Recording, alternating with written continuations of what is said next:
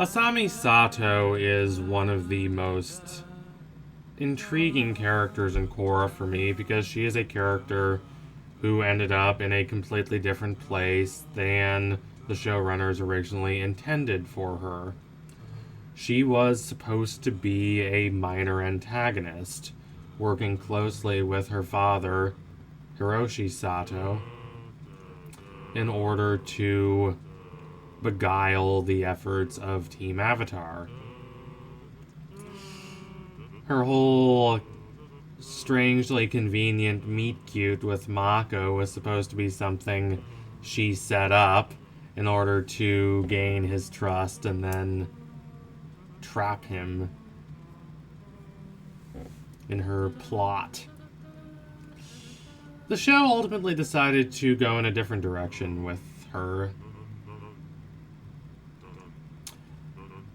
In the short term in season 1, I'm not entirely sure how well this worked because it does leave her character looking a bit awkward and ill-defined, but I think going forward and looking at the show in its entirety, it was the right decision. It stops the show from having this rather reductive binary of like, oh, Korra, the good, heroic girl on one side versus the conniving, dark, vindictive Asami on the other. Instead, Korra's assumptions about Asami are a bit overblown. She is clearly right to some extent that her father is a crook, although she is more likely to believe that simply because of jealousy. She is jealous of her and Mako, Asami and Mako, and Mako calls her out on this, and though I am not particularly one with any desire to defend Mako, he is correct on this issue. And instead we get to see Asami grow, and she fundamentally transforms from a rather static character into a relatively more dynamic one. Asami is at her best as a character when she is not simply an appendage of her father or an appendage of future industries, but an independent actor who is trying to sort through the wreckage of her father's mistakes and decide what she wants to be, what her identity for herself is now.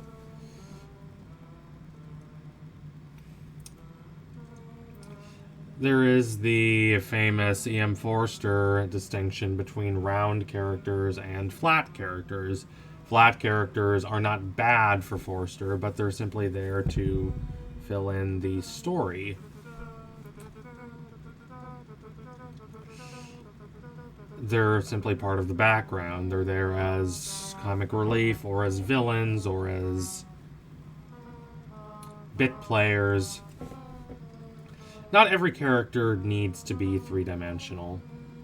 But once a character is brought to the forefront of the show, once they are made important in the work of fiction that they are in, it becomes important to show them as full human beings if you want to tell a coherent and convincing story.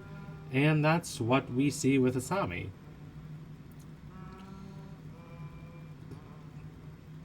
Instead of simply the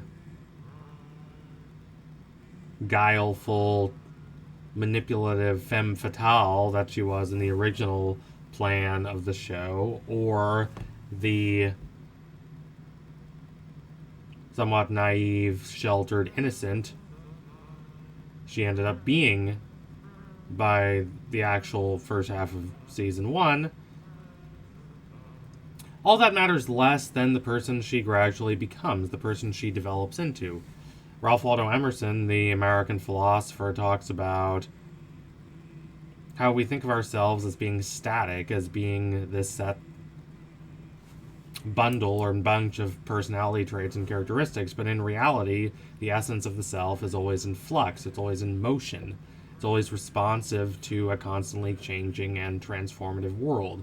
We are not these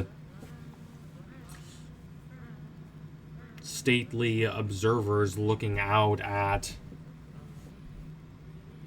nature, looking out at the environment and seeing how it changes. We are a part of those changes.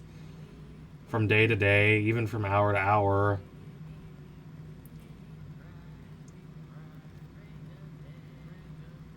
who we are can change, not just in terms of our moods and our tendencies, although those very much can change, but in terms of how we fundamentally think of ourselves.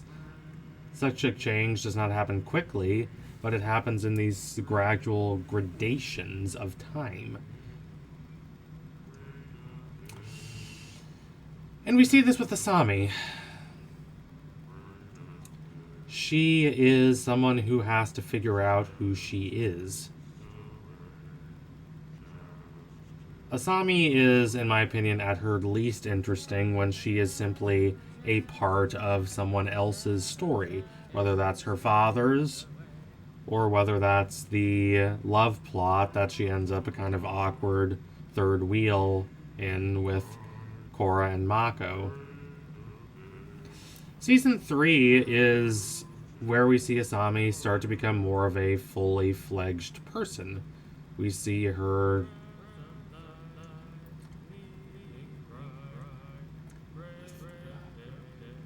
adapting to new circumstances. Asami is an inventor. She might not be the archetypal genius industrialist that her father or Varric are, but she is an engineer, not just in what she does, but in how she thinks. She's quite practical. She's quite dynamic. She's able to think on the go and navigate rapidly changing situations. There is probably the best example of this is when she is riding on the sand ship, the great airship across the sands of the desert with Korra, and the ship crashes, and she fundamentally has to MacGyver her way out of the situation. She fundamentally has to reconfigure the parts available to her to get everything working, and she does.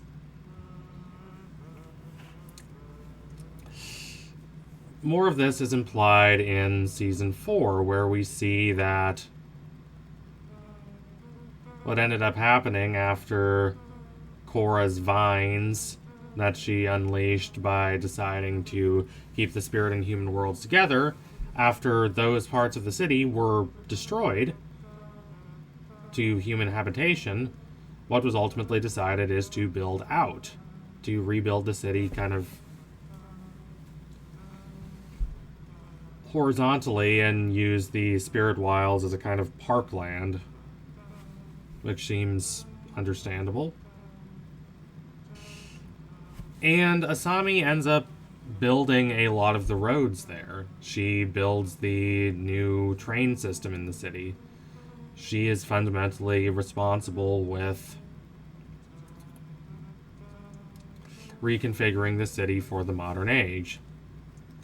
This is not simply a way to pat her on the back and talk about how important she is, though it is that, but it is a way to demonstrate that she is someone who is interested in change and associated with change, in navigating a world in flux.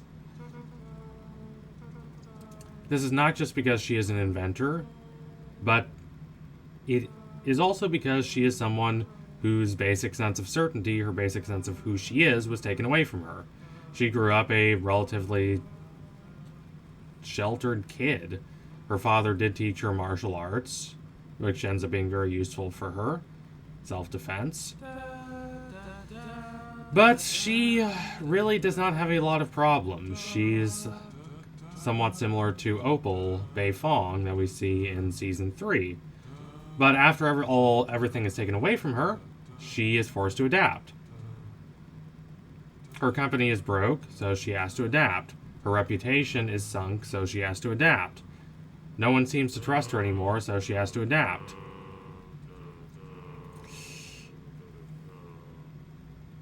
And this inevitably allies her with Korra. We see this friendship, later a relationship, romantically kind of grow between them because they understand each other and they are able to connect with each other in a way that is significantly more honest and more forthright than what we see either of them have with Mako. Both their connections with Mako are kind of a bit stilted and formulaic. I do wish that we had at least gotten more time of Korra and Asami as friends and gotten to see their connection develop more, but what we get is really good, especially in Season 3. We see that they're both having to figure themselves out. They both don't know who they are anymore. They had these set images of who they thought they were that were fundamentally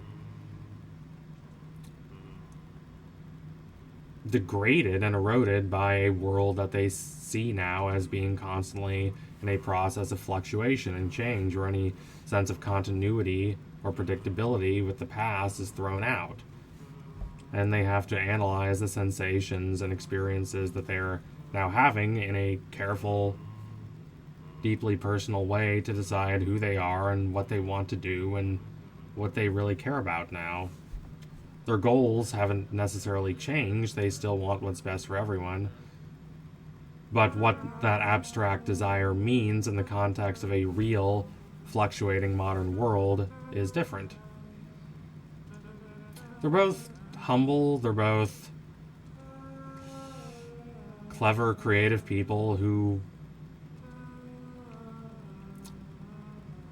have to react to a world that they understand is not easily intelligible or predictable.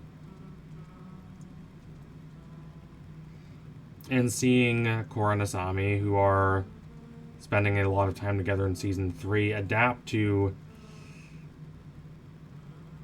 these changes together and having to deal with these rather chaotic, unexpected circumstances together really causes their bond to grow stronger, because they face these challenges not with complete denial like Raiko, or complete hectic chaos like some of the other kind of flat characters we see in Republic City, or even with the rather disgruntled gloom of Mako, but with a sense of hopefulness, with an eye to the future, and an eye to the connections they can form with the people they're getting to know, with the new world that's coming into being, and of course with each other.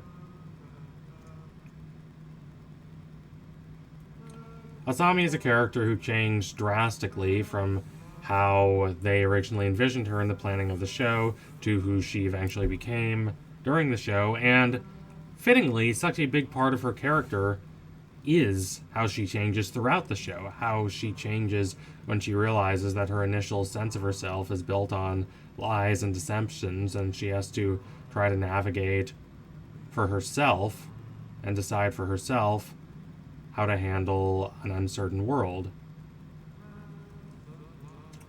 A difficult endeavor, but one that shows off her creativity and her ingenuity very well and very thoughtfully.